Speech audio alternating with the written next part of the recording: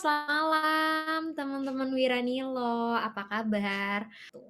Nah, kelas Wiranilo hari ini temanya adalah belajar copywriting gitu. Jadi harapannya dengan adanya kelas copywriting ini teman-teman bisa skill untuk berjualan itu bisa bertambah gitu. Dan harapannya dengan teman-teman belajar copywriting, penjualan teman-teman juga bisa semakin baik. Seperti itu. Oh ya, di acara Wiranilo Class ini kita juga kedatangan speakers yang super keren. Di sini yang pertama ada Kak Andreas yang merupakan seorang copywriter dan juga Kak Adrian yang merupakan founder dari Introvert Gaul. Sebelum kita mulai nih acaranya, mungkin aku mau nyapa dulu kakak-kakak yang akan mengisi kelas hari ini. Halo Kak Andreas, Kak Halo, Adrian. halo semuanya. Oke, jadi selamat malam teman-teman. Jadi ini aku kasih namanya, tadi apa ya? Teman Wiranilo ya. Selamat malam teman Wiranilo. Perkenalkan nama saya Adrian dan saya ini kreator dari Introvert Gaul. Di malam hari ini aku pengen berbagi ke teman sekalian itu ngomongin tentang how to write perfect copy. Tapi jangan terlalu ekspektasi tinggi dulu, ini baru judulnya aja. Karena dalamnya sebenarnya ini masih basic banget, karena saya tuh masih lebih cupu lah dibanding Mas Andreas. Jadi nanti yang berat-berat sama Mas Andreas aja. Aku mau yang bagian gampang-gampang aja. Nah, aku mau perkenalin dulu sedikit. Mungkin teman-teman banyak yang belum kenal juga aku siapa. Jadi nama asliku Adrian Chandra, lulusan teknik kimia. Jadi aku tuh nggak punya background nulis. Dan dulu bahkan waktu SMA, nilai BI ku tuh bisa dibilang KKM lah, dapatnya 65, kalau enggak ya harus remedial. Jadi kalau misalnya teman-teman di sini ada yang ragu kayak copywriting kan harus nulis, tapi saya nggak bisa nulis, sama tenang aja, aku juga nggak bisa. Tapi aku masih bisa berhasil dapetin follower dari 0 sampai 100K dalam 6 bulan itu cuma lewat tulisanku, dan aku dapat 50 juta pertama aku jual tulisan ibuku. Dan semua rahasia itu, tapi awalnya tuh nggak mulai dari situ lah. Aku juga mulai dari orang yang payah dalam copywriting gitu. Jadi teman-teman kalau di sini belum ada yang tahu copywriting sama sekali, nggak usah takut gitu. Karena aku juga mulai dari yang sama dan ya lumayan lah sekarang udah bisa menghasilkan copywriting. Dulu aku juga pernah bikin konten dulu sebelumnya, sebelum ngomongin introvert gaul itu aku bikin tentang fitness dan hasilnya bisa dilihat. Ini kelihatan nggak sih kursornya tuh kayak engagementnya dikit banget, temenku aja bahkan nggak engage dan yang ngebales tuh ya akun-akun yang spam biasanya gitu. Dulu juga aku pernah gabung ke Tribelio sama Mas Denny Santoso, tapi aku juga gagal, nggak bisa ngundang gitu orang yang free. Kalau kita misalnya aku ngomong ngundang orang yang free aja nggak bisa, gimana kalau aku menjual yang berbayar? Logikanya gitu. Free aja nggak bisa, bayar yang nggak akan laku gitu. Dari situ aku sadar ada yang harus aku pelajari dan aku rubah, yang itu disebut dengan copywriting gitu. Akhirnya setelah belajar dan akhirnya bisa sampai di titik sini. Nah, dan apa yang aku pelajarin selama ini secara otodidak, ini akan aku share ke teman-teman supaya teman-teman itu bisa mulai bikin kopi yang bagus. Nah, sebelum kita mulai, aku pengen nanya dulu nih ke teman-teman. Jadi mari kita diskusi. Pertanyaanku simple aja, teman-teman boleh jawab di chat. Aku cuma nanya dulu, kenapa sih kita jualan gitu? Dijawab di chat. Apa sih alasannya kita jualan? Biar cuan, iya, uang, duit muter, untuk masukan buat bayar anak sekolah supaya ada pentung ya. Intinya ya udah, kita setuju lah ya, kita ngomongin kok nggak mau dapat duit dong ya. Nggak mungkin kita jualan untuk apa bersosial gitu. Ini kan kita bukan yayasan, kita jualan yang ngebantu customer pengen dapat duit juga. Duitnya bisa tadi kayak kata teman-teman buat anak sekolah, buat kebutuhan sehari-hari dan lain. Nah, sekarang aku mau tanya lagi ke teman-teman, gimana kalau ada cara untuk naikin omset teman-teman sampai 2 kali lipat? Misalnya dari 10 juta per bulan, 10 juta per bulan. Teman-teman minat nggak tahu caranya ini apa? Boleh dijawab.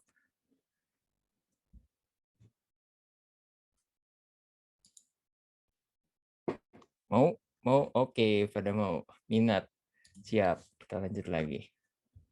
Nah, cukup dengan tahu dua kata ajaib ini, dan dua kata ini tuh nggak pernah dibongkar di luar sana sama siapapun, teman-teman itu bisa naikin set dan profit teman-teman sampai 2 kali lipat. Gimana? Pengen tahu nggak dua kata ajaib ini apa?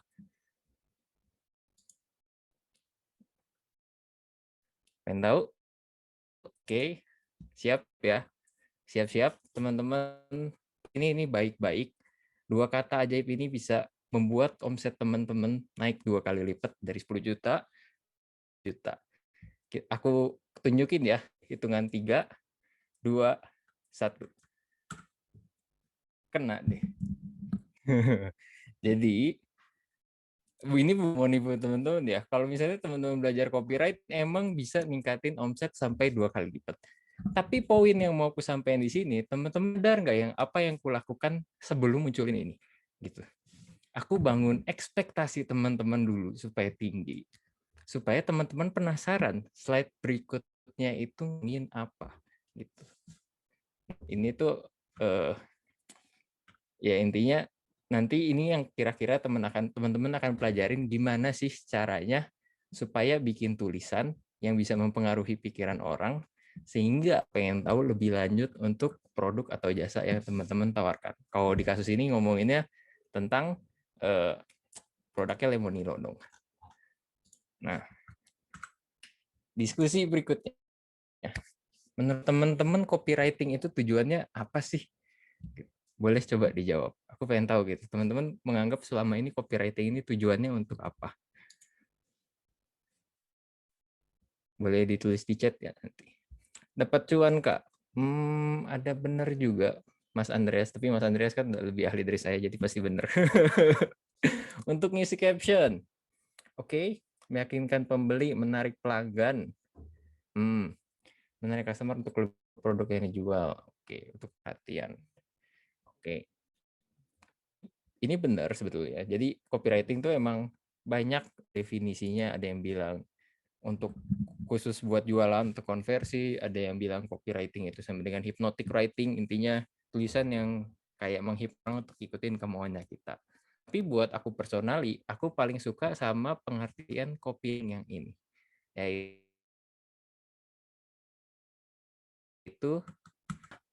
atau pernah nonton nggak film Inception?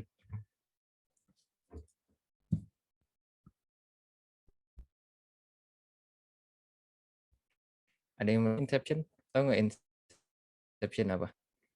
Pernah, oke. Kalian pernah nonton Leonardo DiCaprio? Ya, betul. Leonardo DiCaprio. Nah, jadi, oke, ternyata pada pernah nonton ya.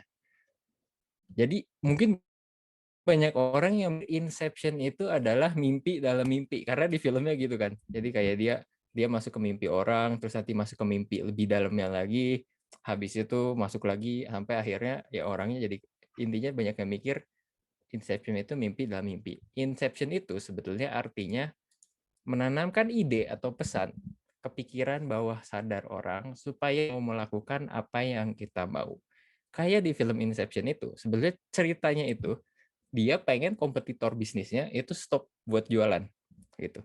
Tapi gimana cara dia nanamin ide itu ke kepala kompetitor ya? Dia lewat mimpinya itu yang makin lama makin dalam, makin dalam, makin dalam. Itu makanya jadi sebenarnya inti filmnya adalah memasukkan pesan ke pikiran orang.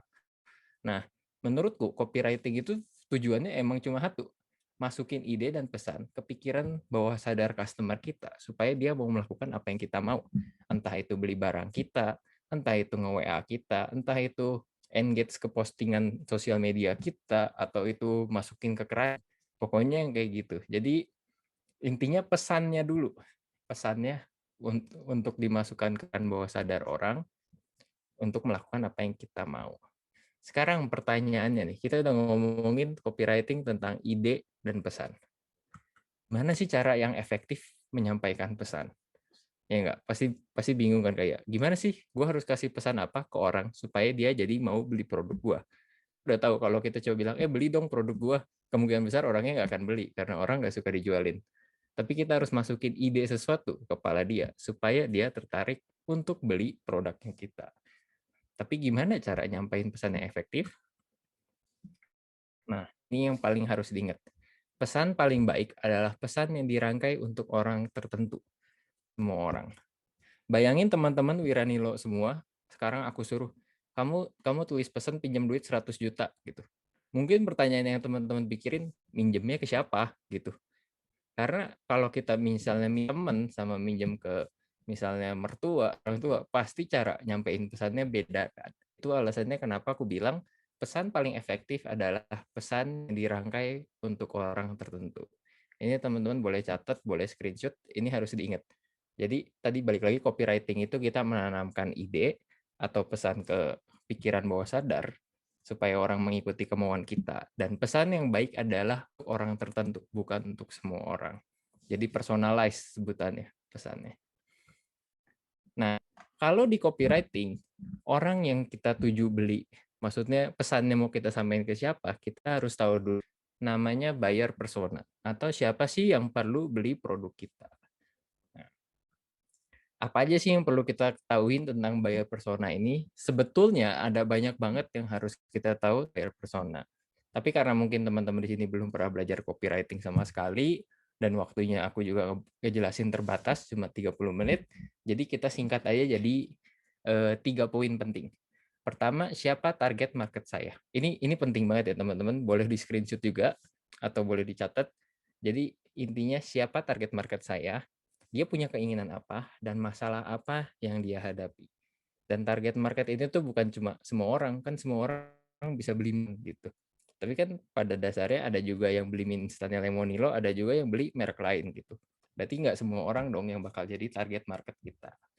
Terus yang semua orang itu punya keinginan. Tapi kita kan nggak tahu keinginannya dia kira-kira tuh apa. Itu juga harus kita kasih tahu. Dan yang nggak kalah penting adalah masalah apa yang dia hadapi saat ini gitu. Biasanya masalah itu ketidakmampuan untuk mencapai keinginan. Jadi kita punya goal, tapi karena nggak kesampaian, jadi akhirnya itu jadi sebuah masalah. Ntar minum dulu. Capek juga.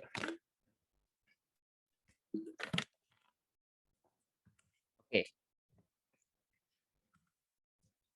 Nah, mungkin teman-teman deh, untuk apa sih tahu ke dan problem target market? Teman-teman punya kepikiran nggak kira-kira ini buat apa? Boleh di chat. Tebak-tebak aja nggak apa-apa gitu. Kita tahu keinginan sama problem target tuh buat apa sih?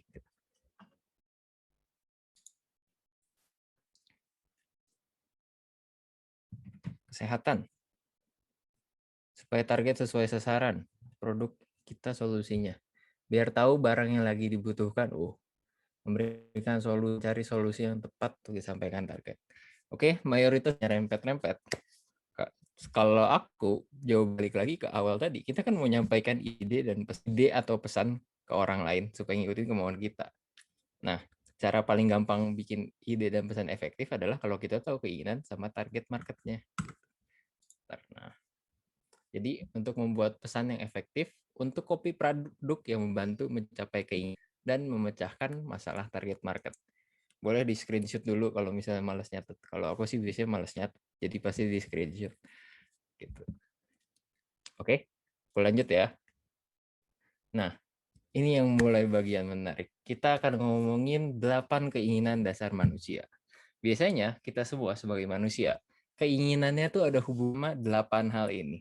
Yang pertama, kesehatan dan kesejahteraan. Kedua, makanan. Ketiga, tidur. Keempat, uang dan hal-hal yang bisa dibeli uang. Yang kelima, kehidupan setelah kematian. Keenam, sex and relationships. Yang ketujuh, kesejahteraan anak. Dan kedelapan, ini perasaan bahwa dia itu penting. Ini wajib di screenshot, karena nanti untuk bikin kopi, teman-teman akan ngelihat ke arah ini lagi. Gitu. Karena keinginan dasar kita kira-kira ngomonginnya tentang hal ini. Nggak percaya? Oke, kita mulai. Pertanyaan pertama, kenapa sih kita kerja? Kemungkinan besar jawabannya ya hidupnya sejahtera dong. Nggak ada yang suka hidupnya menderita, kekurangan uang, dikejar-kejar utang. Itu nggak nyaman, kita nggak mau. Pasti kita mau hidup sejahtera. Kedua, supaya bisa makan. Kalau kita nggak kerja, nggak dapat uang, kita nggak bisa beli makan. Gitu. Nggak bisa beli rumah juga. Mungkin buat udah kayak aku kalau kita nggak kerja, kalau udah yang punya anak, kalau nggak kerja ya anaknya makan apa, sekolahnya gimana,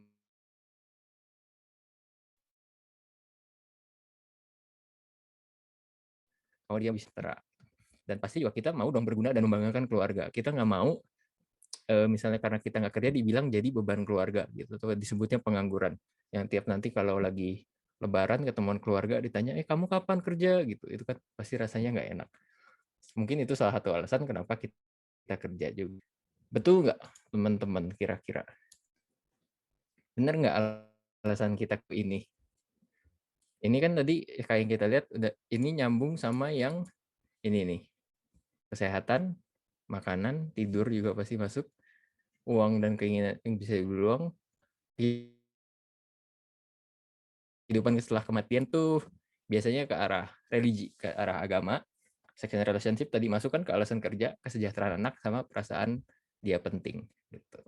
Nah, jadi kira-kira keinginan tuh gampang. Jadi kalau misalnya pengen tahu keinginan calon customer kita, basicnya kita bisa bayangin aja ke arah 8 hal tadi gitu. Karena pasti ada sangkut pautnya sama itu. Cuma mungkin kalau di baginya harus dicang down sedikit. Jadi misalnya pengen kesejahteraan, mereka cari uang dulu gitu. Atau misalnya kayak kesejahteraan anak mungkin turun dulu kayak supaya bisa ngebiayain anaknya lahir dulu. Tapi itu urusan nanti lah, itu masih ribet. Kita belajarnya basic-basic aja dulu. Karena yang susah kan nanti sama Mas Andreas, ya Mas ya. Oke, ini juga bagian yang paling penting. Tadi kan kita udah bahas keinginan, sekarang kita mulai bergeser ke arah masalah. Nah, masalah ini lebih kompleks cari tahu keinginan. Karena keinginan manusia biasanya itu-itu aja. Cuma kita tahu kan, namanya hidup pasti selalu ada masalah gitu. Dan masalah hidup itu banyak banget. Dan makanya untuk nyari masalah orang harus tahu dulu yang namanya customer awareness level. Apaan sih itu, Mas? Kok ribet banget namanya? Ini juga boleh di screenshot dulu. Nah, jadi ada 5 tahapan, bentuknya kayak piramid gini. Dari pertama, tingkatannya belum sadar sama masalah. Terus ada sadar salahnya. Terus ada tahap lagi dia udah lagi nyari solusi nih. Solusi buat masalahnya apa. Tahap berikutnya lagi, dia lagi nyari produk apa yang jadi solusi buat masalahnya. Dan yang terakhir ini, gitu, hot yang udah pernah beli dan dan suka repeat order, itu hot. Gitu. Dan tingkatannya dari sini ke sini itu makin gampang untuk dijualin gitu.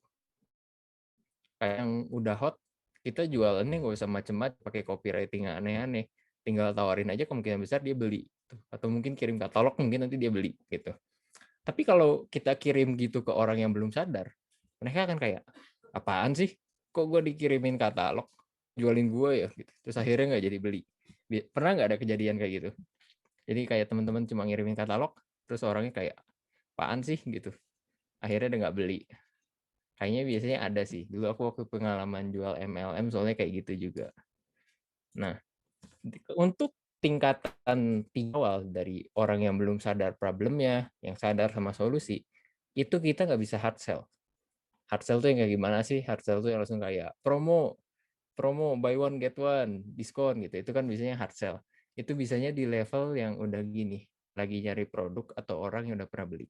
Tapi orang yang belum kali, mereka nggak bisa. Itu disebut soft sell. Jadi inilah awalnya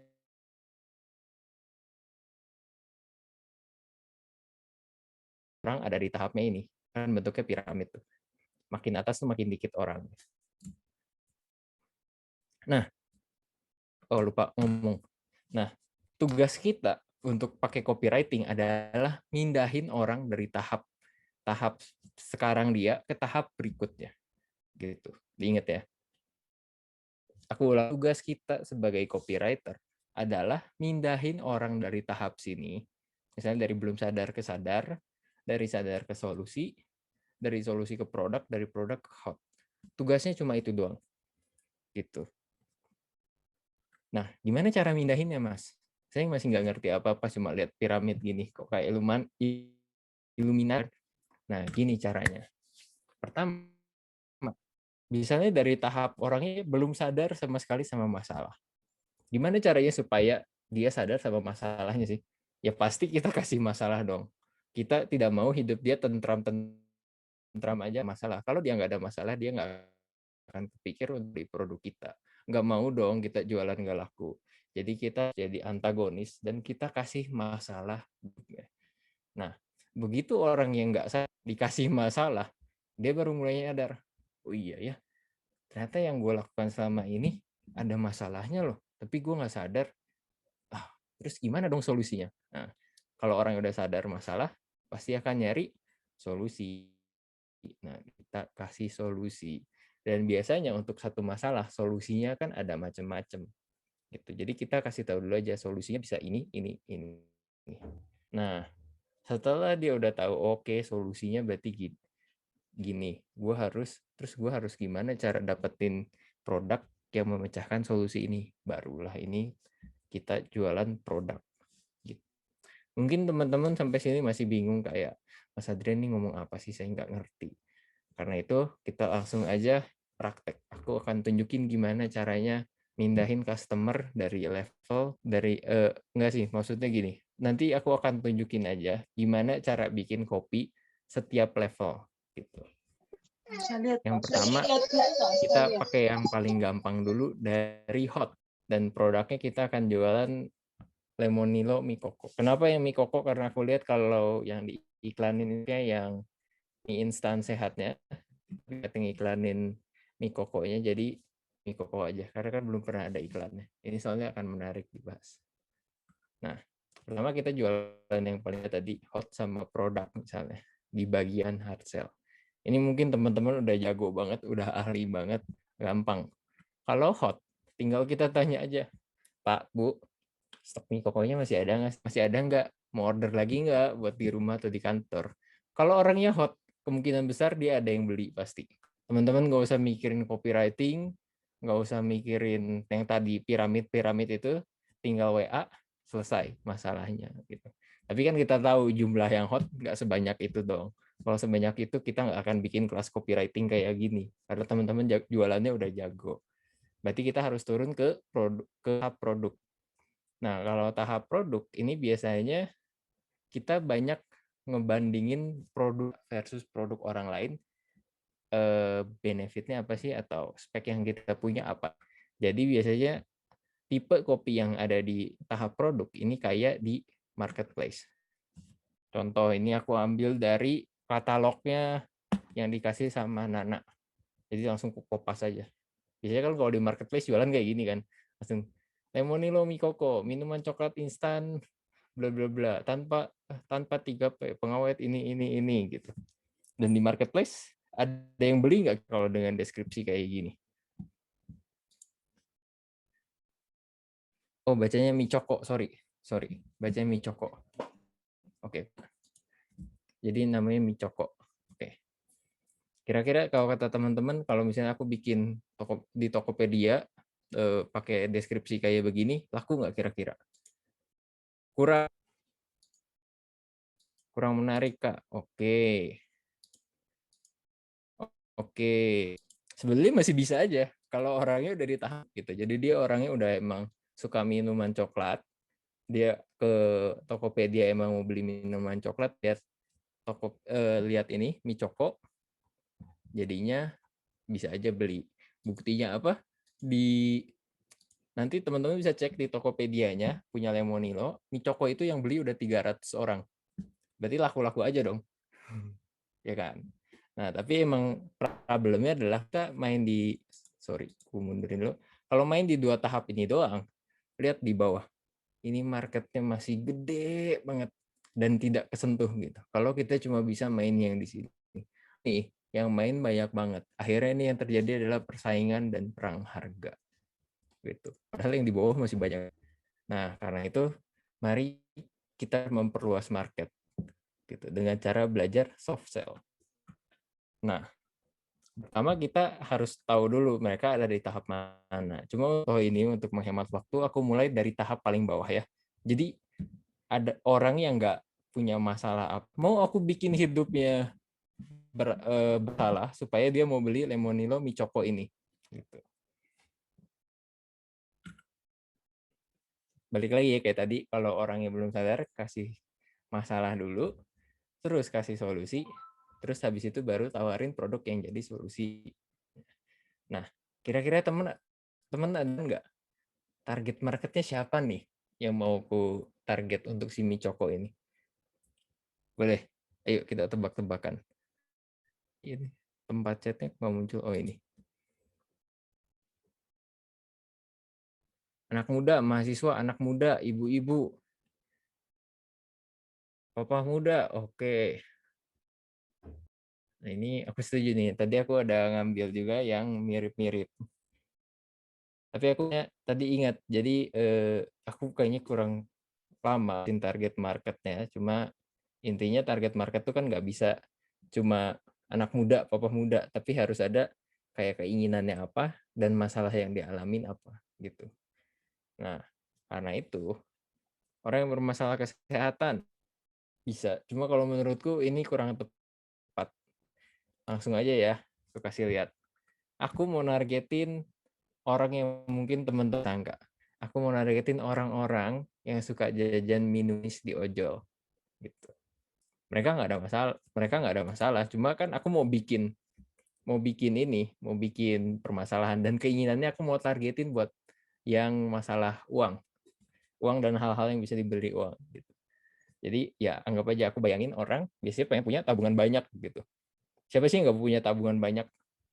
Ya kan, kita semua pengen punya tabungan banyak. Nah, jadi aku mau nargetin orang-orang yang suka beli minuman di ojol dan pengen punya tabungan banyak. Nah, dimulailah kita peran antagonisnya. Kita bikin dulu problem di hidupnya yang normal-normal aja, yang kayak beli jajanan GoFood atau Grab itu nggak ada dosa. Sekarang kita bikin dia merasa berdosa dan punya masalah. Caranya gimana? Aku ngomongin dulu nih. Sadar nggak sih, dalam sebulan kamu keluarin berapa banyak uang untuk beli boba atau minuman di ojol? Terus mungkin dia mulai mikir, oke, gue berapa ya? Gue sering jajan berapa ya? Mungkin nah terus aku bilang lagi, kalau kamu jajan sekali mungkin harganya 20.000, dalam 1 bulan kamu udah ngabisin 80.000 untuk minuman, cuma buat minuman gitu. Terus dia mulai mikir, oh iya ya, 80.000 lumayan juga loh, gue cuma beli minuman manis doang, padahal bisa dipakai yang lain. Mulai sadar nih, dia kayak, ternyata gue punya problem ya sama aja minuman di ojol ya. Oke. Terus gimana nih? Nah, belum sadar, kenapa ada 2 kali ya? Oh, sorry, berarti harusnya yang ini. Aku tambahin, ini atasnya, terus bawahnya ini. Apalagi kalau kamu jajannya, tadi ngomongnya cuma 80.000 nih, kalau seminggu sebulan. 80.000 mungkin buat orang acetek lah. Pulsa juga sebulan 80.000 gitu. Nah, aku lebay-lebayin dikit gitu. Jadi apalagi kalau kamu jajannya setiap hari, kamu bisa keluarin 560.000 setiap bulannya. Nah, di sini mulai mikir nih, 560.000 gede juga nih. Setahun aja misalnya gue hemat 560.000, bisa dapat apa nih? Nah, jadi mulai sadar dia ada masalah sama kebiasaannya jajan ojol. Terus di sini aku akuin aja, ya memang bener minuman manis itu enak banget, bisa bikin mood kita lebih senang. Apalagi kalau minum setelah capek kerja atau kuliah.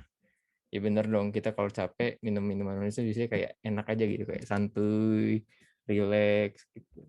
Nah, terus dia kan udah sadar dia punya masalah, ternyata jajan di ojol itu lumayan mahal, terus dia berarti harus perlu solusi gitu. Di sini aku mulai tawarin solusinya. Aku bilang, ya tenang aja, kamu nggak usah sampai ekstrim nggak jajan sama sekali gitu. Kamu pilih aja alternatif yang lebih murah, ya bikin minumannya sendiri. Kan harganya pasti lebih murah tuh. Kalau ini slide-nya aku nggak muat, kalau bisa mungkin aku kasih hitungannya juga mungkin. Jadi kayak dibandingin nih, jajan online sebulan sama sebulan, cost-nya berapa? Buat ngebuktiin benar-benar, oh iya ya, bikin sendiri lebih murah ya, gitu. Nah, ini solusinya. Oke, berarti gue bisa bikin minuman sendiri gitu, lebih murah.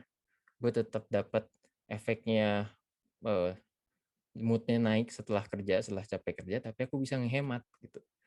Oke, sekarang berarti dia udah mulai mikir dong. Oke, bikin minumannya sendiri, tapi minuman apa gitu. Nah, di sini mulai kita jual produk. Nah, aku bilang kalau kamu yang suka minuman coklat, boleh banget main mie choco dari Lemonilo. Nah, ini aku banget bagian ini karena aku bandingin langsung. Harga satu gelas minuman manis ojol itu bisa sama dengan gelas mie choco. Di sini orangnya mulai kayak, oh iya ya, ngehematnya jauh banget ya. Aku kasih tahu juga nih, ngehemat biaya sampai 4 kali biaya jajan kamu untuk ditabung. Nah, habis itu baru kita bisa hard sell kayak yang ini. Gitu. Karena kita kan dia udah bikin kokonya, dia harus tahu dong mie choco ini apa, bedanya apa sama yang lain. Baru kita main di sini. Gitu. Nah, gimana teman-teman? Nangkep gak sejauh ini? Atau bingung?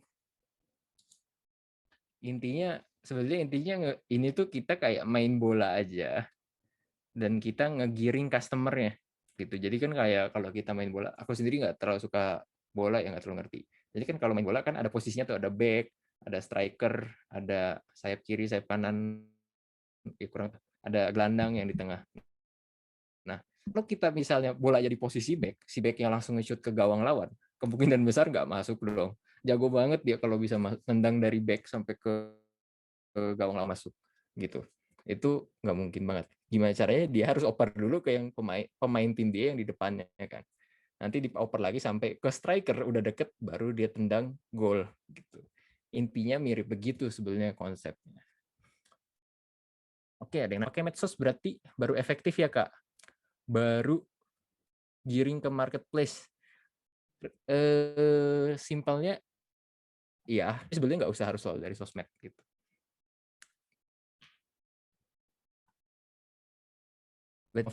Orang overthinking dulu ya. Nih balik lagi.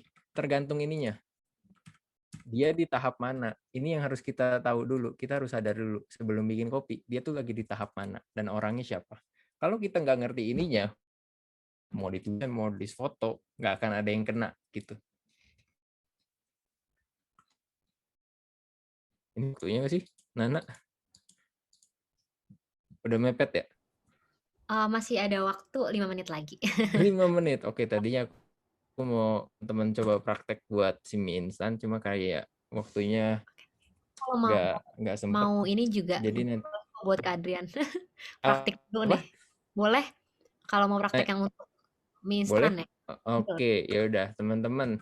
Sekarang kan tadi udah aku contohin tuh, aku gimana caranya ngerang dari yang hidupnya nggak bermasalah sampai akhirnya dia jadi pengen beli mie choco gitu. Sekarang giliran teman-teman yang tentuin siapa targetnya Lemonil gitu. Boleh dicat atau enggak ada yang suka rela buat ngomong langsung, nanti aku ketikin langsung di sini. Ada yang mau? Ada yang mau? Ayo rekan-rekan Wiranilo, kalau misalnya malu untuk ngomong di kolom chat, boleh nih langsung jawab, dinyalain mic-nya. Oke, udah ada Kak Zanah nih yang coba jawab. Kakak Zanah mungkin boleh untuk dinyalakan mic-nya kalau berkenan.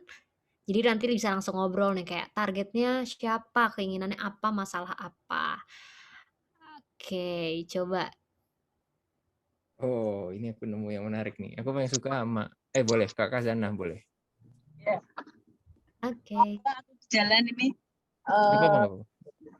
Target untuk Lemonilo itu menurutku dari anak-anak, karena orang tua kan melihatnya kalau anak suka mie kan nggak mungkin mie instan yang pengawetnya banyak lah. Di sini Lemonilo mungkin menawarkan mie instan dengan apa ya, dari bahan-bahan alami terus tanpa pengawet. Lah itu mungkin aku sebagai orang tua pun ngerasa aman. Bahkan awal-awal beli itu bukan untuk dijual sebenarnya, dikonsumsi sendiri, terutama yang Lemonilo goreng, Kak.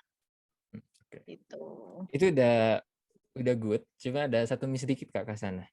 Ya. Kalau target anak-anak kan yang beli mie-nya bukan anak-anak. Yang beli emaknya kan. Kayak tadi Kakak Sanas juga cerita yang beli kan kakak sananya bukan anak-anaknya, tapi kakak sana beli untuk anak-anak. Iya. Makanya aku setuju banget sama yang tadi Mbak Putri Kurnia bilang, bu ibu yang pusing anaknya hobi banget makan mie instan. Aku setuju Iya. banget. Aku juga pertama lihat ini aku setujunya itu. Jadi kita sepakat ya, targetnya ibu-ibu yang anaknya suka makan mie instan. Oke, keinginannya apa ya? Berarti pengen anaknya sehat dong. Kurangi jajan di luar. Yang jajan di luar.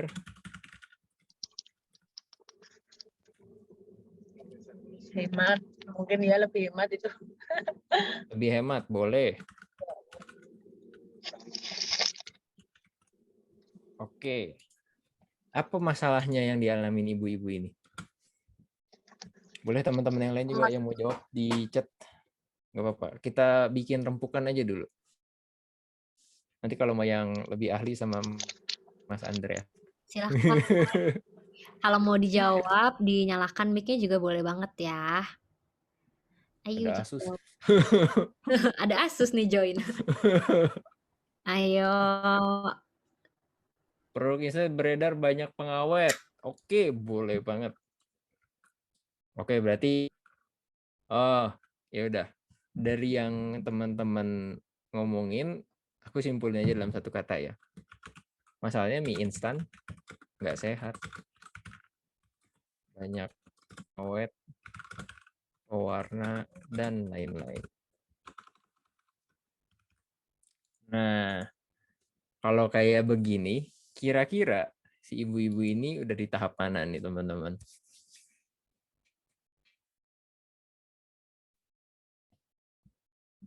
Boleh. Sadar, bener. Solusi juga bisa. Bener banget. Oke, nice. Udah nangkep berarti. Bener, bisa sadar dan solusi. Berarti artinya kita nggak usah pusing-pusing mikirin dari tadi dong. Kita kan udah di daerah sini. Kalau buat orang-orang yang belum sadar, tinggal kasih solusi gitu. Mungkin ada yang mau coba mau bikin copywriting yang ngasih solusi ke ibu-ibu ini? Ayo. Coba siapa yang bisa kasih solusi nih?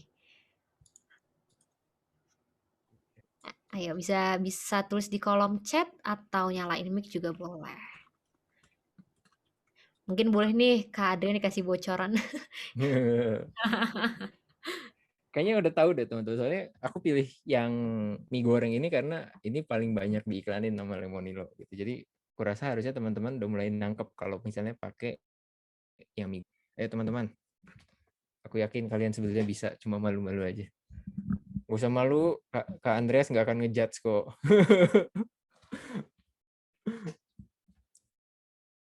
Makan mie, tapi mau yang sehat. Lemonilo solusinya. Boleh kita catat dulu. Aku copy paste aja dulu.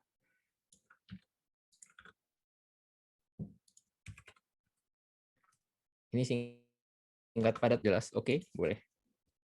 Berarti ini untuk tartar. Ini rada miss. Kalau kan tadi kita udah setuju, kita ngomongnya di bagian sadar nih.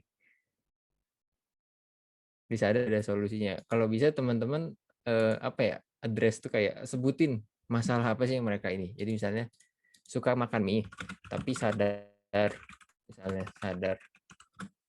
kalau mie itu nggak sehat. Ini ada jawaban masuk juga nih Kak Adrian, tambahan dari Kak Mumtazah. Hai Ibu, tahu dong kalau mie instan yang biasanya anak-anak kita makan itu nggak sehat. Nih Lemonilo punya lo mie instan yang tanpa pengawet dan pewarna, aman untuk dikonsumsi anak-anak Ibu. Ini Oke, juga menarik nih. itu menarik. Oke, kita kasih nomor 2. Ini kita kasih nomor 1. Untuk teman-teman yang mau jawab nih, nanti kita akan kasih hadiah. Ini udah 2 nih yang jawab nih, Kak Retno sama Kak Mumtazah. Ayo, masih ada kesempatan untuk teman-teman yang mau coba. Ini yang kedua aku suka banget, kopinya udah oke banget. Cuma kurang satu. Cuma ini nggak ada. Ini belum dikasih tahu ini belinya di mana. Sayang banget. Ayo keren banget. dilengkapin yang ketiga, ayo. Masih ada Jadi kesempatan nih untuk jadi teman-teman lain. jadi udah bagus nih, udah bener. Udah, jadi dia kan dia nganggap customernya di level sadar gitu. Jadi hai ibu, tahu dong kalau mie instan yang biasanya anak-anak kita makan itu nggak sehat. Dia sebut biasanya anak-anak kita makan nggak sehat. Ibunya kalau sadar kayak, oh iya bener, iya sih emang nggak sehat gitu. Terus langsung dia tawarin, ini punya loh mie instan yang tanpa pengawet dan pewarna, aman untuk dikonsumsi anak-anak dan ibu. Ini harusnya tinggal tambahin aja. Kalau mau pesan WA saya ya Bu gitu. Oh, itu bisa juga ya Kak Adrian ya. Betul, karena kalau udah di tahap kita memperkenalkan produk, kita mau nggak mau harus nunjukin CTA itu call to action. Jadi kalau orangnya mau dapat ini mana gitu, harus ngelakuin apa. Oke, Banyak ini juga dong. wah, tadi karena mau dikasih hadiah langsung banyak banget nih. Kayak tadi masih malu-malu. Ini juga ada contohnya dari Kak Putri. Aku coba bantu bacakan ya Kak Adrian. Oke. Anak-anak udah mulai pilih-pilih makanan. Nggak mau yang selain mie instan. Ibu nggak usah pusing. Udah ada Lemonilo. Mie sehat dari sayur dengan paket lengkap sehat lainnya. Yuk cobain, bisa kontak via WA ya. Nah, ini nih yang kurang tadi ya. Coba Nah, bisa ini boleh gimana? banget. Ini Hmm. boleh banget. Ini di target market yang sedikit beda. Maksudnya masalahnya sedikit beda, cuma targetnya tetap tepat. Ini oke. Mbak Putri. Jago-jago ya ternyata. Jago-jago nih Lemonilo. Ini pada nanti setelah kelas ini di WhatsApp jualannya makin laku nih kayaknya nih.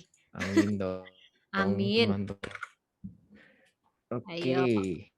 Yang terus aku lihat ada yang ini Coba dari ada lagi. Aprian Subananto. Aimak Mm-mm. cinta produk lokal yang menyehatkan, halal juga, Lemonilo solusinya. Nah ini kurang tepat. Kenapa? Karena mamanya nggak peduli sama produk lokal. Ah, Mamanya cuma peduli sama kesehatan anaknya gitu. Jadi yang kita bahas adalah ya kesehatan anaknya atau kesehatan keluarganya. Kalau nggak akan kena. Kemungkinan besar kayak siapa yang peduli sama produk lokal dilewat gitu. Jadinya jadi kalau ini, kalau misalnya di marketplace uh-uh. atau misalnya di Instagram yang punya Aprian Subananto ini nggak jadi dibeli, mungkin orang-orang belinya ke Mbak Putri Kurnia gitu, karena Oke. lebih relate gitu. Sepengaruh itu maksudnya kopi. Oke. Ingat, kita mau bikin pesan yang efektif, pesan yang dirancang untuk seseorang gitu, bukan buat semua orang. Sip. Oke, ada pertanyaan bagus. Seberapa panjang sih kalimat digunakan? Apa perlu panjang-panjang atau singkat aja atau gimana? Ini kita berarti ngomongin tentang short copy versus long copy. Jawabannya adalah tergantung awareness levelnya. Gitu. Kalau orang yang udah di tahap hot, ya kayak tadi aja tinggal ditanya, Bu, masih ada nggak stoknya? Mau restock nggak? Gitu. Kemungkinan besar beli juga. Gitu. Tapi kalau orang yang di bawah sadar dikasih kopi sependek itu, nggak akan mau. Harus kasih cerita dulu. Rada panjang, baru jual produknya. Gitu. Itu caraku nentuin seberapa panjang kopi yang harus kubikin. Dulu dari si orangnya ini yang mau kita targetin ada di mana gitu. Siap. Oh iya, Kak Adrian nih ada tambahan nih. Tadi kita udah lock ya 3 bentuk copywriting yang, terbaik nih. Terus di sini ada tambahan nih Kak Adrian. Tadi untuk, yang dibuat sama Kak Pren itu kurang lengkap ya, karena kita kan emang ditujukan untuk, individu ya, 1 orang, jadi bukan masyarakat luas. Tapi ini ada tambahan dari Kak Aprian. Jadi kalau untuk, produk lokal itu menjadi, halal dan produk lokal itu menjadi isu penting nih di Aceh. Mungkin ini bisa juga ya hampir semua orang pasti suka banget makan mie, tapi yakin mie yang kamu makan itu sehat? Yuk beralih ke Lemonilo, mie instan yang sehat tanpa pengawet dan pewarna. Jadi nggak ragu deh makan berapa banyak pun. Mampir yuk ke toko onlineku, ada penawaran menarik loh. Wih, ini, untuk USP-nya juga disebutin. Jadi kalau Lemonilo itu tanpa pengawet, tanpa warna dan juga pengawet dan juga tanpa pewarna. Pewarna buatan gitu. Wih, lengkap ya. Oke, kita untuk teman-teman Wiranilo ditunggu ya. Nanti Kak Adrian akan bahas lagi nih untuk copywriting yang udah dibuat sama teman-teman. Menarik banget ya Kak Adrian. Oke, selanjutnya jangan kemana-mana. Sekarang kita akan persilahkan Kak Andreas. Halo Kak Halo, halo. Andreas.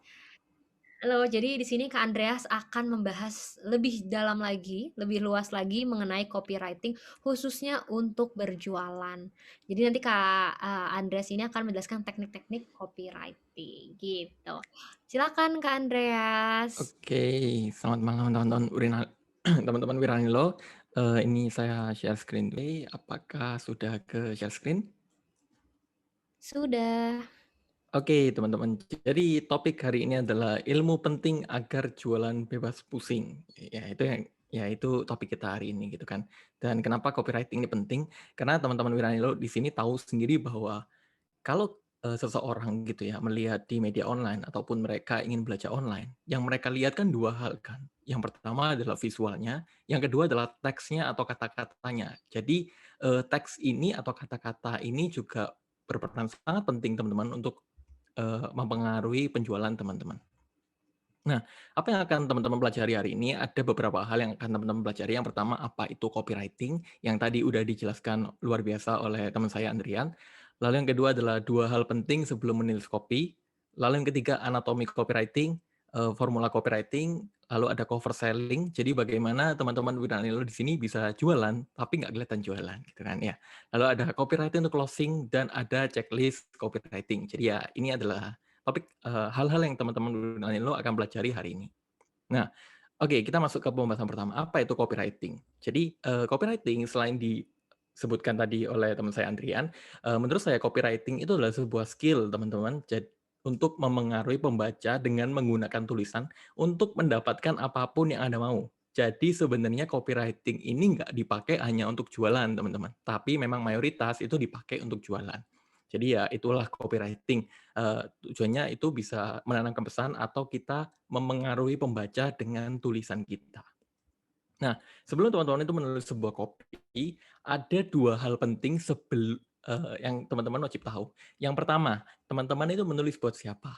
Nah, uniknya teman-teman, karena banyak orang itu yang bertanya gitu kepada saya, "Mas, produk saya misalkan, mie instan," gitu misalkan, "kira-kira copywriting-nya gimana ya?" Nah, saya tanya balik, "Oke, produk kamu itu, target market-mu siapa?" Gitu kan. Jadi, target pasarmu itu siapa? Lalu mereka jawab balik, "Kalau bisa sih semua orang, Mas, semua orang di seluruh Indonesia," gitu kan. Ya itu sebenarnya nggak salah teman-teman kalau kita mau jualan ke semua orang gitu kan.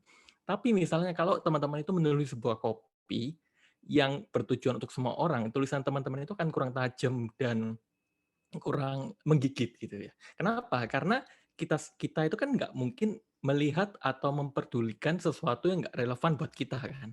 Bayangkan ketika teman-teman udah di sini main Facebook misalkan, scrolling Facebook terus melihat iklan kucing misalkan. Nah mungkin kalau teman-teman udah di sini nggak suka kucing ya, nggak mungkin diperhatikan kan. Jadi ya memang kita harus menyesuaikan karena seperti yang tadi Adrian Adrian udah bilang bahwa menulis untuk misalkan mahasiswa gitu ya, lalu menulis untuk ibu-ibu yang punya anak, itu 2 hal yang jadi kita harus tahu dulu, kita menulis buat siapa yang tadi udah dijelaskan oleh Adrian ya. Lalu yang kedua, kelebihan produk teman-teman ini apa? Nah, ini cerita, saya sedikit cerita ya teman-teman. Jadi, Lemonilo ini ya yang saya perhatikan itu sudah mempersiapkan, banyak fitur produk gitu kan, jadi katalog produk untuk teman-teman Wiranilo di sini bisa jualan. Dan jujur teman-teman Wiranilo, jadi sebelum saya mengisi webinar ini, sebenarnya itu, saya nggak pernah makan Lemonilo sama sekali gitu kan. Tapi saya melihat, fitur produknya yang mie instan itu ada benefit-nya bahwa mie instan kita itu nggak bikin haus. Nah, itu dari sana saya penasaran, "Hah, kok bisa sih, apa, mie instan nggak bikin haus?" Gitu kan. Lalu saya tadi sore itu baru coba gitu kan, saya makan, oh ya beneran ya nggak bikin haus ya. Jadi hal-hal kecil seperti itu yang kita itu bisa tuliskan dalam copywriting kita.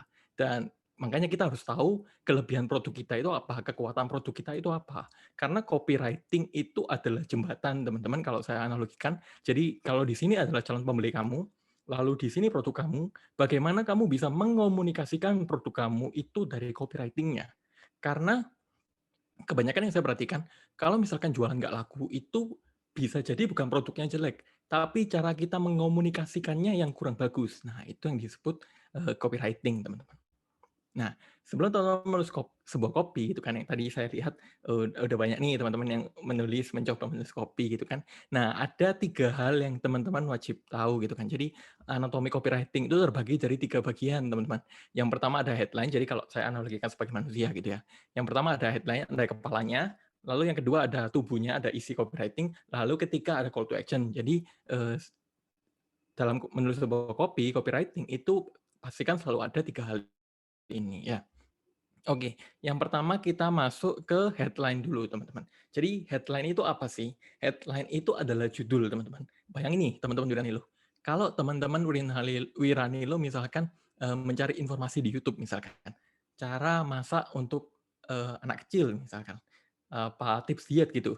Dari sekian banyaknya video, faktor apa yang membuat teman-teman Wiranilo itu mengklik sebuah video? Biasanya atau faktornya itu karena thumbnail-nya kan, karena cover sebuah video kan. Nah, itu yang dinamakan headline atau judul, teman-teman. Jadi, tugas kita sebelum menulis copywriting, pastikan kita harus membuat headline yang menarik sehingga orang itu mau lihat.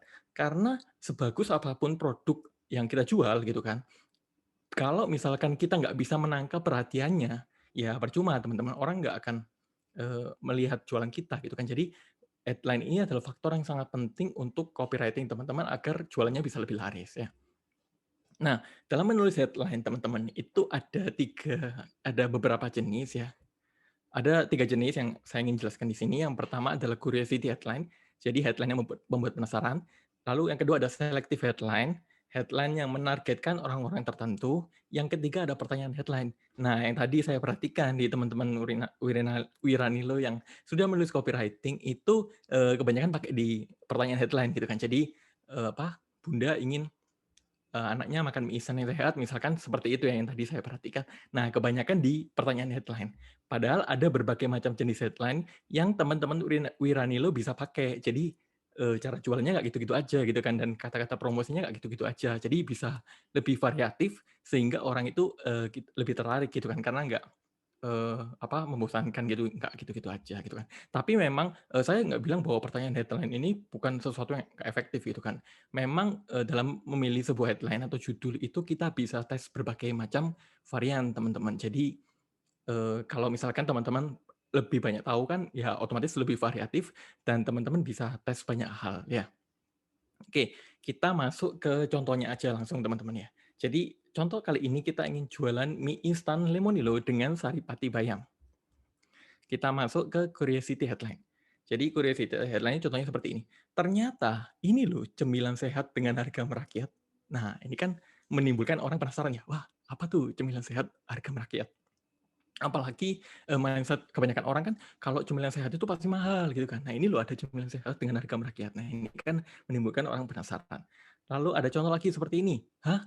Ada mie instan yang dibuat dengan saripati bayam? Seriusan?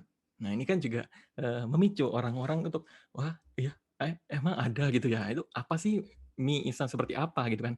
Jadi ini adalah contoh headline yang menimbulkan penasaran, teman-teman. Nah, ada contekan yang saya ingin berikan buat teman-teman. Jadi ya teman-teman bisa pakai kata-kata seperti ini. Ternyata titik-titik itu yang contohnya kayak seperti yang tadi saya jelaskan. Lalu ada angka plus hal yang mereka inginkan. Contohnya seperti ini. 3 menu pilihan untuk kesehatan si kecil gitu kan. Nah, itu kan orang penasaran gitu kan. Apa nih 3 menu pilihan untuk kesehatan si kecil? Atau teman-teman bisa tambahkan kata-kata juga seperti ini. 3 menu pilihan untuk si kecil yang Bunda wajib tahu. Nah, itu kan juga menimbulkan penasaran kan. Lalu ada contoh yang seperti ini lagi. Cara plus apa yang menjadi masalah mereka. Cara tetap sehat walaupun makan mie instan. Nah, ini kan juga menimbulkan penasaran. Jadi, ini adalah contoh kata-kata untuk curiosity headline, teman-teman.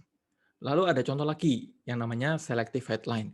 Jadi headline selektif ini yang menargetkan orang tertentu. Seperti ini, khusus Anda yang ketagihan mie instan.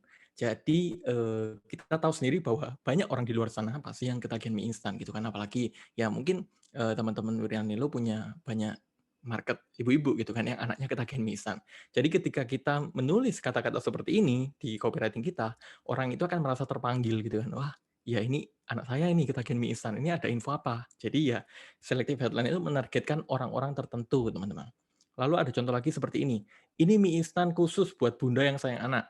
Nah ya, kan nggak mungkin kan nggak ada bunda yang nggak sayang anak kan. Jadi ya, tapi secara kita nggak langsung kita juga memanggil bunda-bunda nih. Nah otomatis kalau misalkan buyer persona teman-teman tadi yang sudah pelajari gitu kan adalah ibu-ibu yang teman-teman ingin menulis buat ibu-ibu gitu kan yang punya anak. Nah, headline seperti ini cocok karena mereka pasti merasa terpanggil. Jadi, selective headline itu headline yang menargetkan orang tertentu, teman-teman. Contohnya seperti ini. Teman-teman bisa gunakan kata-kata seperti khusus gitu ya. Jadi khusus target marketnya siapa ya. Lalu spesial, lalu perhatian, lalu hanya untuk siapa. Jadi ya ini contoh selective headline teman-teman yang teman-teman bisa pakai di copywriting teman-teman. Lalu ada contoh lagi, nah ini yang tadi teman-teman paling sering pakai ya, namanya pertanyaan headline. Jadi contohnya seperti ini, kamu sudah tahu kalau ada mie instan yang sehat? Nah ini kan pertanyaan headline, jadi kita menanyakan sesuatu ke market kita ya. Lalu contohnya seperti ini juga, mie instan kamu dipanggang atau digoreng nih? Nah ini kan juga contoh pertanyaan headline kan. Dia bisa jawab, oh saya dipanggang, oh saya digoreng gitu kan. Jadi ya itu contoh pertanyaan headline yang teman-teman bisa pakai. Nah ada contekan dari saya juga seperti ini, apakah Anda masalahnya apa gitu kan, misalnya kan apakah anak Anda ketagihan mie instan gitu kan, atau tahukah Anda bahwa titik-titik gitu ya. Lalu sudah titik-titik, contohnya seperti ini, Bunda sudah pastikan si kecil makan mie instan yang sehat? Nah, contoh pertanyaan headline itu seperti itu teman-teman. Jadi ya teman-teman lihat bahwa dalam membuat sebuah headline itu ada berbagai macam variasi yang teman-teman Wiranilo bisa pakai. Jadi nanti cara jualan teman-teman Wiranilo beragam gitu kan.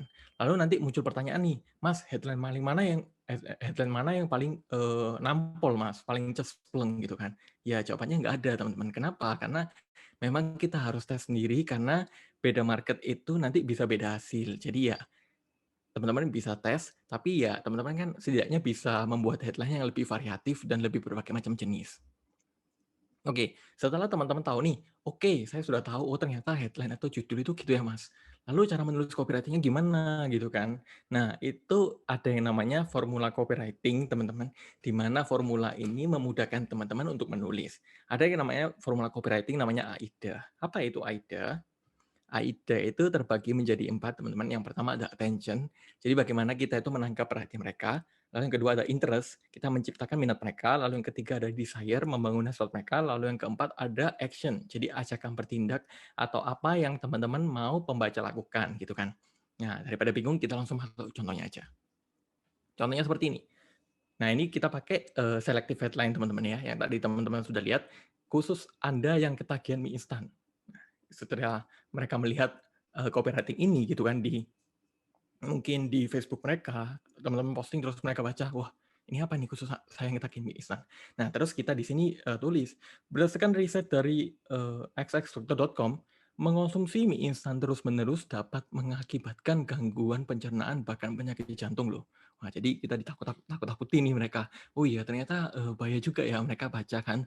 Oh iya terus bayangkan anda yang awalnya hanya ingin makan kenyang, tapi sekarang malah jadi sumber penyakit. Nah, gimana kalau ada mie instan yang bikin kenyang, tapi tetap menyehatkan? Yuk cari tahu jawabannya dengan klik link di bawah ini sekarang. Jadi linknya ya teman-teman bisa pakai link marketplace kah, atau link WA kan, ya nggak apa-apa. Terserah teman-teman mau diarahkan kemana. Cuman AIDA itu seperti ini teman-teman. Jadi di bagian awal itu selalu kita kasih attention. Jadi step awal sebelum teman-teman nulis copy, teman-teman harus buat yang namanya headline atau judul. Jadi ya entah itu judulnya mau selektif, mau curiosity, mau pertanyaan, bebas. Tapi yang penting kita harus bisa menarik perhatian mereka dulu, teman-teman. Salah satunya dengan membuat headline yang menarik dan relevan buat mereka sesuai dengan buyer persona yang tadi teman-teman udah belajar sama Adrian ya. Lalu kita di bagian sini, interest, itu kita menciptakan minat mereka. Biasanya kita bisa memberikan data, fakta, atau informasi apa untuk memperkuat apa yang kita mau bicarakan. Contohnya di kasus ini, saya bilang bahwa berdasarkan riset dari dokter.com. Jadi bukan saya yang bilang, karena kalau penjual itu kan sering disamakan dengan kecap nomor 1 gitu kan. Ya kan kamu yang bilang gitu kan. Nah kita bilang, ini loh riset dari dokter, bukan saya yang ngomong gitu kan. Jadi ya lebih aman. Tapi orang bisa baca dan mereka paham, oh iya, benar juga ya. Ini riset kan, bukan kita yang ngomong gitu kan. Lalu di sini di bagian desire itu teman-teman bisa pakai kata-kata seperti coba kamu bayangkan atau coba kamu rasakan. Coba kamu renungkan gitu kan. Coba kamu pikir ulang. Nah, itu kita membangun hasrat mereka ya. Lalu di bagian sini teman-teman kasih call to action gitu ya. Jadi ini adalah contoh AIDA yang teman-teman bisa pakai untuk menulis copywriting teman-teman. Oke, nah itu kita ngomongin tentang copywriting teman-teman. Lalu ada satu teknik copywriting ya, itu yang dinamakan cover selling. Ya cover selling itu apa? Jadi cover selling yang tadi aku udah sedikit memberikan spoiler gitu ya. Cover selling adalah kalau bahasa Inggrisnya ya teman-teman ya. Cover itu artinya terselubung ya. Selling itu artinya jualan. Jadi cover selling adalah teknik jualan secara terselubung ya. Apa maksudnya gitu Mas? Nah, sebelum teman-teman paham tentang cover selling ya, ada syaratnya teman-teman. Jadi ada yang haram gitu ya di cover selling ya. Yang pertama, harus memberikan efek penasaran, teman-teman.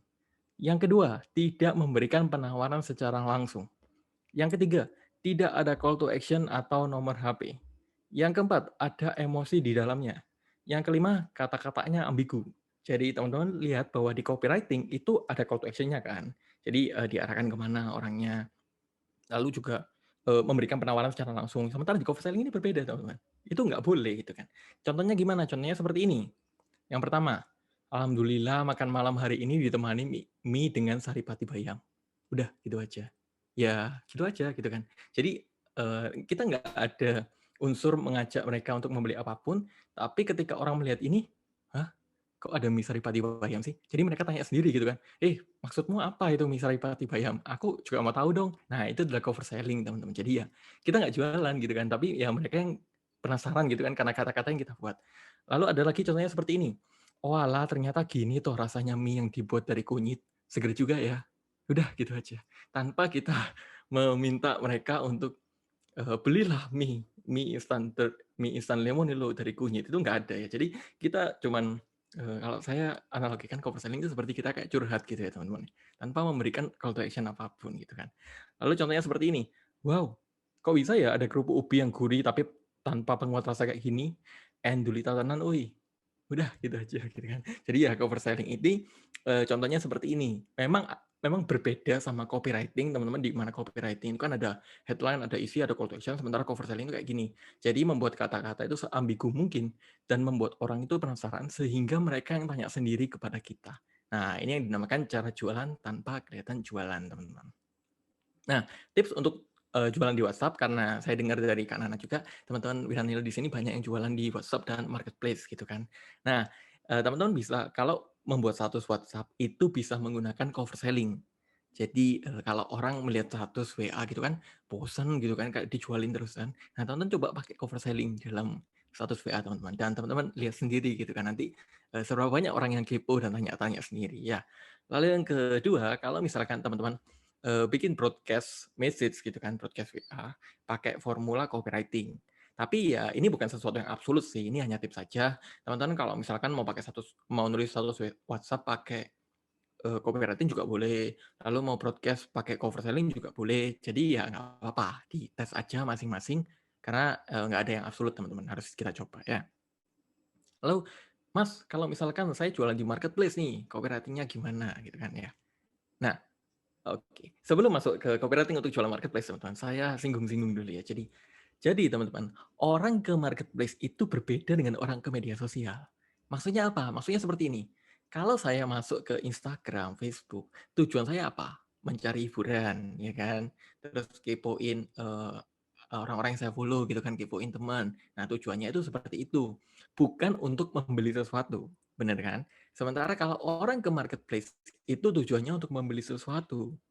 Jadi, kalau misalkan karena teman-teman lihat ya bahwa copywriting itu kan tujuannya untuk memengaruhi kan, untuk mempersuasi orang kan. Nah, kalau orang ke marketplace itu mereka nggak usah dipersuasi, nggak usah dipengaruhi. Kenapa? Karena mereka udah terpengaruh sendiri. Kalau saya masuk ke marketplace, saya ingin beli sesuatu.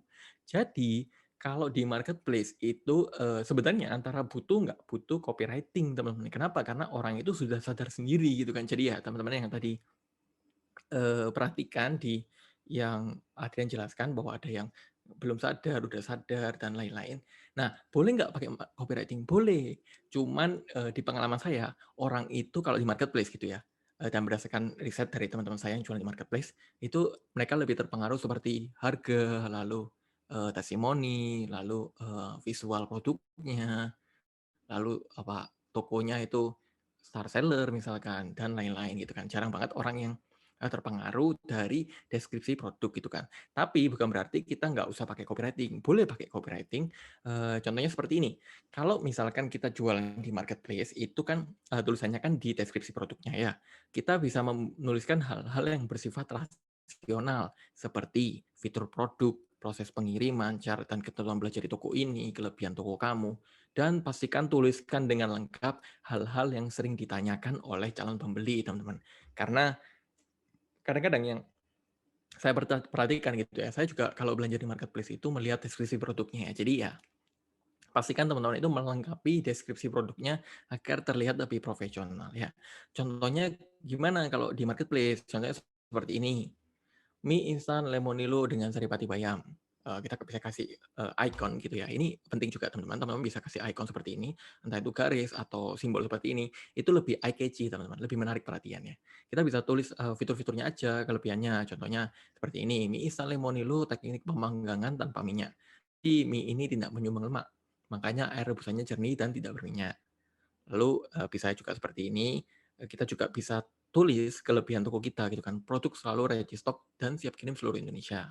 Yuk langsung beli dan cobain mie instan Lemonilo. Harga nambah dikit, manfaat nambah banyak. Ya ini slogannya menarik Lemonilo teman-teman ya. Nah ini di deskripsi produknya. Jadi ya dalam menulis deskripsi produk itu teman-teman coba kalau teman-teman punya banyak customer gitu kan, calon konsumen, dan sering bertanya kan, kira-kira pertanyaan-pertanyaan yang mereka tanyakan ini teman-teman bisa masukkan di deskripsi produk marketplace teman-teman. Seperti itu ya. Lalu teman-teman udah belajar tentang formula copywriting, ada cover selling, lalu ada copywriting untuk marketplace, dan kita masuk ke copywriting untuk closing teman-teman. Jadi bagaimana untuk teman-teman meng-closing calon prospek gitu ya. Jadi ada yang tanya-tanya ke WA atau di media sosial teman-teman, di Facebook, di Instagram, itu gimana sih cara kita meng-closingnya agar bisa meningkatkan penjualan kita. Jadi ada 3 cara teman-teman yang saya juga gunakan, yang saya perhatikan juga banyak orang gunakan dan efektif untuk meningkatkan penjualan. Ada 3 caranya. Yang pertama adalah tanyakan namanya, lalu yang kedua adalah jurus double binding, yang ketiga apa itu follow up. Ya, jadi ini 3 cara untuk meningkatkan closing teman-teman, closing calon prospek untuk menjadi pembeli ya. Yang pertama tanyakan namanya. Contohnya seperti ini. Misalkan calon prospek tanya ya, halo saya mau tanya tentang keripik jamur lemonilo. Kita jawab, halo Kak, baik, dengan Kak siapa ini? Saya Andreas. Nah, nama teman-teman ini sebenarnya hal yang sepele gitu ya, tapi jarang ditanyakan kepada banyak orang gitu kan, jarang dipraktikkan. Padahal teman-teman, kenapa nama calon pembeli ini sangat-sangat penting? Karena ini saya kutip dari Dale Carnegie. Jadi Dale Carnegie ini adalah seorang penulis buku bestseller internasional seluruh dunia tentang bukunya itu How to Win Friends and Influence People. Jadi bagaimana mencari teman dan mempengaruhi orang lain gitu kan. Nah, beliau tuh bilang, name are the sweetest and most important sound in any language. Jadi beliau itu bilang bahwa nama itu adalah hal termanis dan hal terpenting dalam setiap bahasa. Jadi kita itu wajib, teman-teman, kalau sama saya ya, kita itu wajib menanyakan namanya teman-teman. Kenapa? Karena kalau orang dipanggil nama dengan orang dipanggil hanya Kak, itu berbeda teman-teman efeknya. Itu efeknya bumi dan langit teman-teman. Karena orang itu kalau dipanggil namanya itu merasa lebih dihargai gitu kan. Ya secara psikologi kan. Jadi teman-teman sebelum memulai percakapan lebih lanjut, sebaiknya teman-teman tanyakan namanya gitu kan, namanya siapa, lalu nanti baru masuk ke hal-hal yang lain ya. Lalu yang kedua, ada yang namanya jurus double binding, teman-teman. Apa itu double binding? Jadi double binding ini adalah teknik di mana teman-teman memberikan 2 pilihan gitu ya. Dan apapun yang mereka pilih sebenarnya, mereka mau pilih A, mereka mau pilih B, mereka tetap beli gitu kan. Nah, maksudnya gimana, Mas? Maksudnya seperti ini. Contohnya seperti ini. Misalkan oke nih, dia udah deal gitu kan. Nah, teman-teman tanya, rencananya mau beli satu lusin atau 1 dus dulu, Kak? Nah, dia kan berpikir kan, wah 1 dus kebanyakan Kak, ya udah 1 lusin aja. Ya lumayan kan, kita closing 1 lusin gitu kan. Jadi jangan tanya seperti ini teman-teman, yang saya perhatikan ya, kebanyakan orang itu seperti ini. Jadi mau order berapa banyak Kak? Nah, kan ambigu teman-teman ya, gak jelas gitu kan. Ya akhirnya ya udah nanti kapan-kapan lah Ya kebanyakan kan gitu kan, yang mungkin teman-teman merasakan gitu kan. Tapi kalau misalkan kita yang menggiring mereka, jadi mau mau mie instan Lemonilo yang saripati bayam atau yang rasa kare gitu kan. Nah, mereka berpikir gitu kan, wah kalau rasa yang kare dari itu kari kurang deh, ya udah yang saripati bayam aja. Nah, akhirnya kita closing gitu kan. Jadi ya itu penting teman-teman, dan teman-teman bisa pakai dan teman-teman coba sendiri, nanti teman-teman rasakan sendiri perbedaannya gimana ya. Lalu contohnya seperti ini, kira-kira mau transfer siang atau sore ini, Kak? Nah, kebanyakan orang kan kira-kira mau transfer kapan, Kak? Akhirnya ya udah kapan-kapan aja gitu kan. Nah, ini teman-teman bisa ganti seperti ini, kira-kira mau transfer siang atau sore ini, Kak? Nah, akhirnya orang itu kan berpikir kan, waduh pilihannya cuma 2 nih, siang atau sore. Ya udah siang saya nggak bisa lah. Ya udah sore-sore aja. Akhirnya tetap transfer sore gitu kan. Nanti sore tanya lagi, oke sore Kak, mau jam 1 atau jam 3 gitu kan ya. Jadi kita semakin spesifikin lagi teman-teman. Dan ini penting untuk teman-teman bisa meningkatkan penjualan teman-teman. Ya. Nah, lalu contohnya seperti ini juga. Mie instan Lemonilo-nya mau dikirim menggunakan ekspedisi A atau B, Kak. Nah, tetap 2 pilihan kan. Mereka mau pilih A, mereka mau pilih B, tetap kita kirim. Ya, jadi ya ini contoh double binding, strategi double binding yang teman-teman bisa pakai untuk jualan teman-teman. Dan mungkin nggak hanya tentang jualan ya, tapi tentang hubungan kita dengan pasangan itu juga kepake loh teman-teman. Contohnya nih, Kak, mau makan apa nih, Beb? Gitu misalkan. Mau makan apa nih, Bu? Terserah. Nah, itu kan sangat tidak mengenakan kan teman-teman. Ya udah akhirnya nggak makan, bingung gitu kan. Lalu coba teman-teman ganti seperti ini. Mau makan apa nih, Bu? Mau goreng atau kuah? Nah, kan lebih spesifik gitu kan. Oh iya, ya udah goreng aja. Nah, baru dicari-cari lagi nih goreng apa. Jadi ya ini sebenarnya teknik NLP teman-teman, tapi teman-teman bisa pakai untuk penjualan teman-teman dan pasti akan mempengaruhi penjualan teman-teman. Ya. Lalu yang ketiga, apa itu follow up? Jadi follow up ini adalah tindak lanjut, teman-teman. Kenapa kita harus follow up? Karena jarang sekali orang yang langsung percaya dengan kita dan memutuskan untuk beli langsung ketika pertama kali bertemu. Nah, ini saya juga perhatikan kebanyakan teman-teman yang jualan online itu seperti ini. Ketika kita udah tanya nih, kira-kira mau transfer kapan, Kak? Siang atau sore gitu kan. Lalu cuma di-read gitu kan. Lalu kita mengasumsikan bahwa ini orang kayaknya nggak niat ya. Ini orang kayaknya cuma tanya-tanya aja. Ini orang kayaknya nggak ada duit gitu misalkan ya. Tapi ya sebenarnya teman-teman, ya ini sedikit saran aja dari saya, bukan bermaksud menggurui, tapi sebaiknya teman-teman kita itu nggak mengasumsikan gitu ya. Jadi kita nggak mengotak-kotakan orang. Bisa jadi nggak dibalas karena mereka lupa atau sibuk dan lain-lain. Itu sebabnya kita penting untuk melakukan yang namanya follow up, teman-teman. Jadi kita tanya ulang.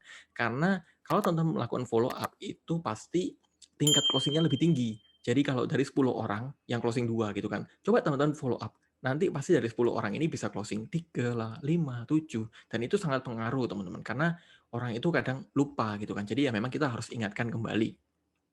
Nah, ada syarat untuk follow up teman-teman. Yang pertama, teman-teman bisa gunakan double binding seperti yang tadi. Jadi kalau misalkan dia bilang nih, oke saya transfer sore misalkan. Nah, kalau udah sore mungkin atau udah besoknya, teman-teman nanya lagi, halo Kak, untuk proses pembayaran yang kemarin jadi ditransfer siang atau sore ini. Kebetulan kita juga mau kirim ke ekspedisi gitu kan. Jadi kita tambahin nakut-nakuti gitu kan. Kita paksa mereka sedikit dengan kita bilang bahwa kita mau kirim ke ekspedisi sekalian ya. Nah itu teman-teman pastikan gunakan selalu double binding ini atau 2 pilihan teman-teman. Lalu yang kedua, jangan lebih dari 2 kali 24 jam karena mayoritas orang akan lupa jika terlalu lama. Jadi kalau misalkan dia tanya-tanya Senin, teman-teman pastikan bahwa Selasa atau Rabu harus di follow up. Karena kalau udah di follow up Kamis atau Jumat, mereka pasti lupa gitu kan. Wah ini yang mana ya? Saya lupa. Jadi ya harus 2 kali 24 jam yang paling lama teman-teman. Lalu yang ketiga adalah jangan terlalu memaksa dan membuat prospek kita tidak nyaman teman-teman. Ya memang kita pasti mengejar omset gitu kan. Tapi ya kita harus perhatikan bahwa kadang itu orang itu nggak nyaman teman-teman kalau kita itu terkesan memaksa gitu kan. Karena ya rezeki pasti nggak kemana lah teman-teman. Jadi ya nothing tulus aja dan nggak usah terlalu maksa banget gitu kan. Tapi bukan berarti nggak di follow up ya. Tetap harus di follow up. Tapi ya kita harus juga disesuaikan keadaan ya. Contoh follow up-nya seperti ini. Siang Pak Siau, untuk pesanan mie instan Lemonilo yang kemarin, kira-kira mau transfer siang atau sore? Ya, jadi tetap teman-teman lihat bahwa saya follow up, tapi tetap saya kasih 2 pilihan ya, siang atau sore ya. Mau transfer siang, mau transfer sore, nggak masalah, tetap transfer gitu kan ya. Lalu contoh lagi seperti ini. Halo Pak Yunus, untuk keripik ubi yang Pak Yunus tanyakan kemarin, kebetulan stoknya sisa 10 piece aja nih. Mau saya simpankan 1 atau 3 piece dulu kah? Supaya kakak tidak kehabisan. Jadi tips untuk follow up yang lain, teman-teman itu bisa gunakan scarcity. Tapi ya sebaiknya jangan bohong ya teman-teman. Jadi kalau misalkan stoknya masih banyak, tapi kita bilang 10 piece agar mereka tetap transfer itu, kalau saran saya sih enggak. Kenapa? Karena kalau mereka tahu, ya kita reputasinya hancur juga gitu kan. Jadi ya terkesan berbohong ya. Jadi ya ini opsional sih untuk menambahkan scarcity, tapi ya memang bisa efektif untuk meningkatkan penjualan teman-teman. Jadi teman-teman perhatikan di follow up ini, saya juga memberikan contoh gitu ya. Jadi memberikan double binding juga, dan kalau bisa nggak lebih dari 2 kali 24 jam dan jangan terlalu kesan memaksa teman-teman. Gitu ya. Lalu ada checklist copywriting. Jadi setelah teman-teman, oke nih Mas, saya sudah siap menulis sebuah copywriting gitu kan. Lalu apa aja yang boleh dilakukan dan yang sebaiknya nggak dilakukan gitu kan. Nah, yang pertama adalah teman-teman harus perhatikan apakah headline itu sudah menarik perhatian pembaca.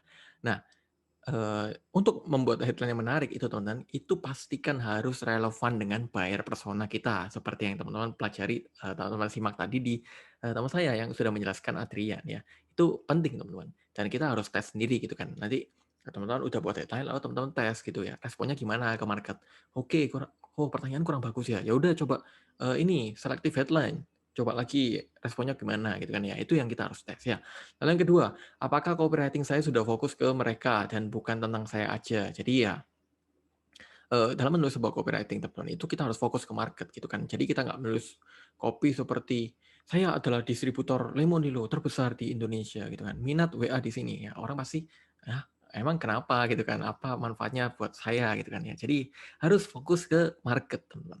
Lalu yang ketiga, apakah manfaat yang saya tuliskan itu sudah jelas bagi mereka? Yang keempat, apakah copywriting saya ada call to action-nya? Jadi ya call to action ini juga penting teman-teman. Karena banyak orang itu mengasumsikan, orang ini pasti tahu lah kalau saya buat copywriting mereka harus ngapain gitu kan. Padahal orang itu nggak tahu kalau misalkan teman-teman nggak kasih call to action. Jadi kita harus mengajak mereka untuk melakukan apa yang mereka harus lakukan gitu kan. Lalu yang selanjutnya adalah apakah bahasa dan kata-kata yang saya gunakan itu relevan buat mereka. Nah ini juga penting teman-teman. Karena misalkan teman-teman itu bahasanya untuk ibu-ibu gitu ya, itu ya jangan pakai bahasa milenial gitu ya, lo gue gitu ya. Ya mereka kan juga pasti nggak relevan dan nggak dibaca gitu kan. Ya teman-teman bisa sesuaikan bahasanya. Ya sebenarnya menulis copywriting itu nggak harus pakai kayak bahasa formal, kata-kata bagus dan lain-lain kok. Tergantung keadaan target marketnya teman-teman, seperti yang tadi Adrian bilang gitu kan. Kalau kita hot, marketnya itu hot, ya udah langsung jualan aja. Contohnya seperti ini. Baru datang nih Bun, stok Lemonilo 100 dus gitu ya, dengan mie instan, stok Lemonilo mie instan dengan Saripati Bayam 100 dus gitu kan. Ya udah gitu aja. Orang-orang yang udah hot kan mereka udah beli kan, otomatis mereka udah percaya dan merasakan produk Lemonilo. Ya mereka bisa beli-beli sendiri gitu kan. Jadi ya kita harus sesuaikan teman-teman. Lalu yang selanjutnya adalah apakah copywriting saya udah dibaca ulang. Jadi ini juga penting, sebaiknya teman-teman baca ulang. Kenapa? Untuk menghindari seperti kesalahan penulisan, lalu maknanya itu kayak kurang menggigit gitu ya. Ya itu yang kita harus review ulang teman-teman, karena kesalahan itu nanti bisa memberikan persepsi dan asumsi yang berbeda teman-teman. Jadi ya itu yang sebaiknya teman-teman lakukan ya.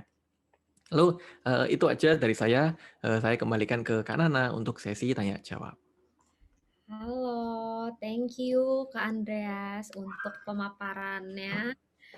Wah, sangat ini ya, sangat insightful banget. Banyak banget tuh tadi yang udah dibahas sama Kak Andreas. Soal checklist copywriting juga, terus teknik berjualan khususnya di marketplace gitu. Apalagi kan di sini teman-teman Wiranilo itu paling banyak berjualan di marketplace nih. Jadi semoga nanti bisa langsung dipraktikan ya. Nanti dilihat lagi nih di marketplace-nya, ini kira-kira udah benar belum ya copywriting-nya gitu. Terus nantinya kalau misalnya yang biasa berjualan di WhatsApp juga boleh nih dilihat lagi, direview lagi udah benar belum ya, nanti bisa langsung dipraktikkan. Nah, untuk teman-teman yang ingin bertanya lebih lanjut lagi tentang copywriting atau enggak mau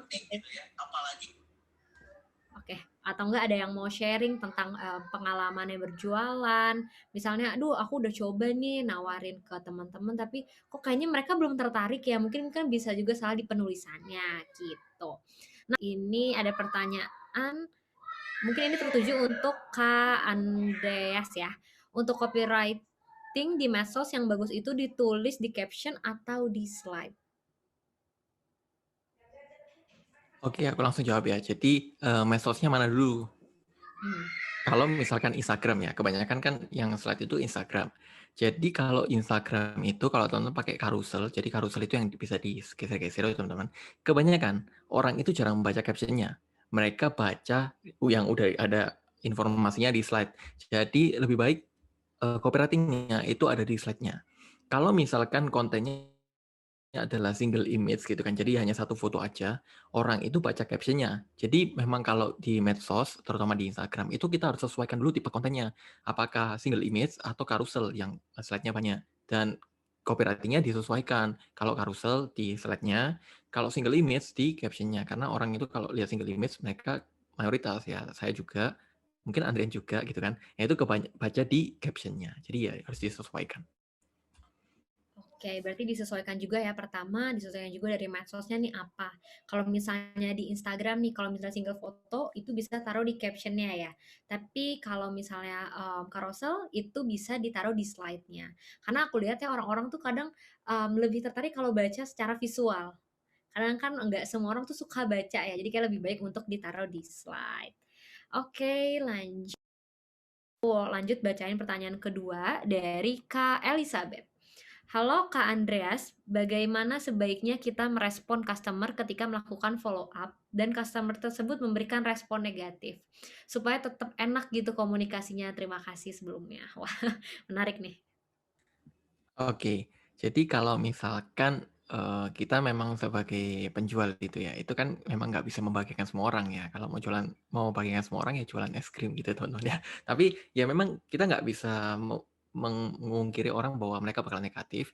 Ya kalau misalkan mereka negatif pun kita harus tetap positif gitu kan ya. Harus sabar, ngomong baik-baik. Nah mereka negatifnya gimana? Misalkan mereka negatifnya seperti ini. Wah, kok saya pesan lama banget ya, 1 minggu baru sampai, padahal kan udah dari minggu lalu. Ya, Kakak coba jawab, "Halo Kak, kalau dari kita sih, kita kirim besoknya kok, atau 1 hari setelah Kakak transfer. Nah, kalau apa, misalkan ada keterlambatan pengiriman dari ekspedisi, nanti coba kita bantu tegur ekspedisinya," gitu kan ya, agar menenangkan mereka juga kan. Tapi kalau dari kita langsung transfer kok. Jadi ya bisa seperti itu, tetap kita harus ini sih, ikhlas dan ya sabar aja, ngomong baik-baik aja. Tapi ya itulah kalau dari saya. Mungkin Adrian bisa menambahkan. Adrian kan banyak Eh, paham tentang ini. Gue setuju sama Mas Andreas. Jadi kita tetap jelasin baik-baik. Aku saranin awalnya maupun siapapun yang salah kita minta maaf dulu aja ke customer. Minta maafnya atas karena ketidaknyamanannya. Jadi bukan bilang karena maafkan kesalahan saya gitu. Jadi kayak mohon maaf Bapak atas ketidaknyamanannya pengirimannya lama. Dari pihak kami sudah mengusahakan mengirim secepat mungkin. Tapi mungkin ada keterlambatan di ekspedisi. Nanti aku akan bantuin update ke ekspedisinya. Aku tanyain di mana nanti aku akan kabarin Bapak gitu. Oke, aku Nana, aku pamit undur dulu ya. Sampai ketemu lagi di next event selanjutnya. Thank Sampai you semuanya. Thank you. Oke semua. thank you semuanya.